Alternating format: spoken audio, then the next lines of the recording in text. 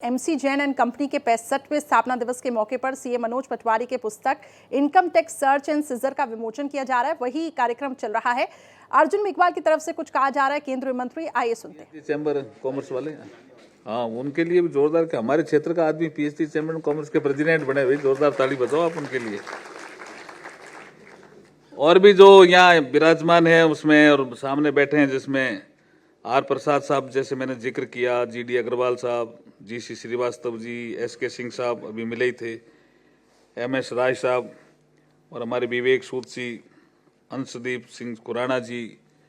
देखिए, आज का जो विषय है, आपके इनकम टैक्स से जुड़े हुए लोग हैं, कुछ सीए से जुड़े हुए लोग हैं, कुछ व्यापारी हैं, कुछ उद्योगपति हैं, सभी को ही मैं नमस्कार करता हूं।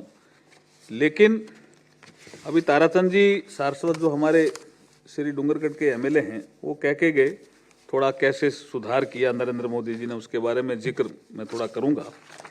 लेकिन एक बार तुलसीदास जी से किसी ने पूछा कि टैक्स, अब आप कहोगे तुलसीदास जी का क्या संबंध है टैक्स से?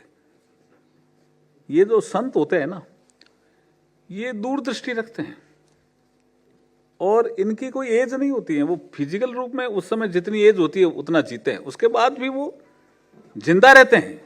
इसलिए हम कबीर को याद करते हैं या मीराबाई को याद करते हैं, तुलसी को याद करते हैं, रहीम या रसखान को याद करते हैं। संतों की बात करता हूं, बाकी जो इनकारनेशन ऑफ द गॉड है उनका तो विषय ही अलग है, उनको तो नाम जपना पड़ता है, नाम जपते हैं उनके लिए, कल्याण के लिए। लेकिन तुलसीदास जी को किसी ने पूछा, किसी ने, कि साहब टैक्स कैसे लेना चाहिए?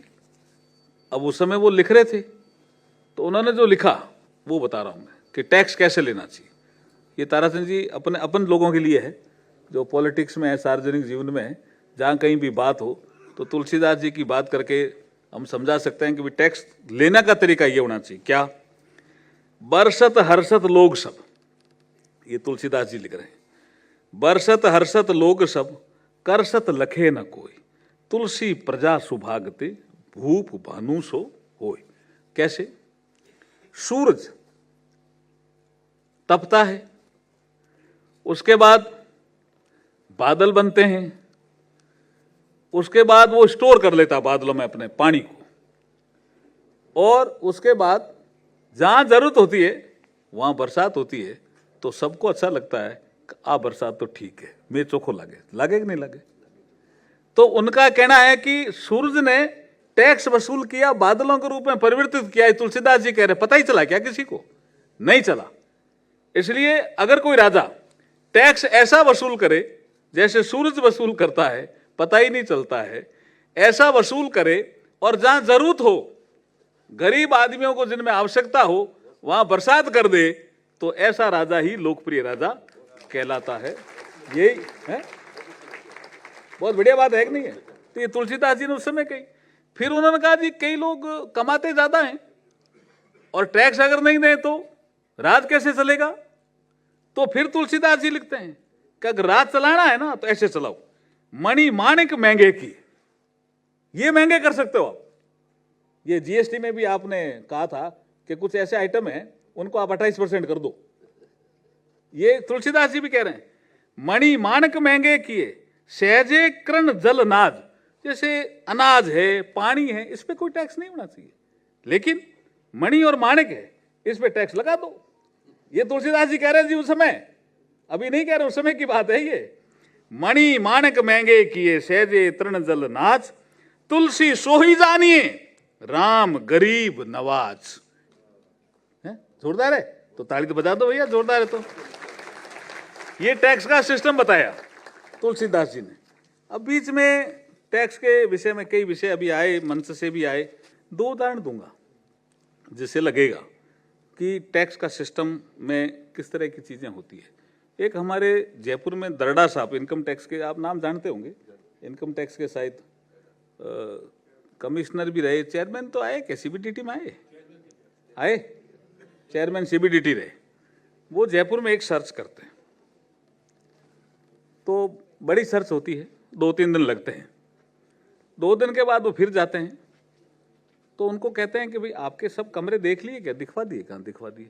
यार मुझे लगता है कि कोई नीचे अंडरग्राउंड में भी कोई विषय है आपका? बोला अंडरग्राउंड में कोई नहीं है साहब, हम अंडरग्राउंड में कुछ रखते ही नहीं, ना कोई खाते रखते हैं ना बही रखते हैं, नहीं।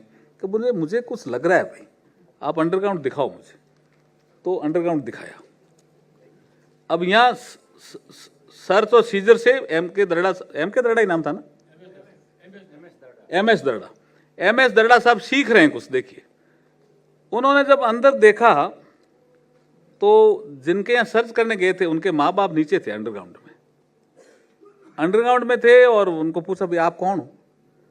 बोला हम इस घर के मालिक हैं, लेकिन हमारी परिस्थिति ऐसी हो गई, अब लड़का खराब है, एक पुत्र वधू खराब है, ये मुझे पता नहीं, लेकिन हम नीचे ही रहते हैं।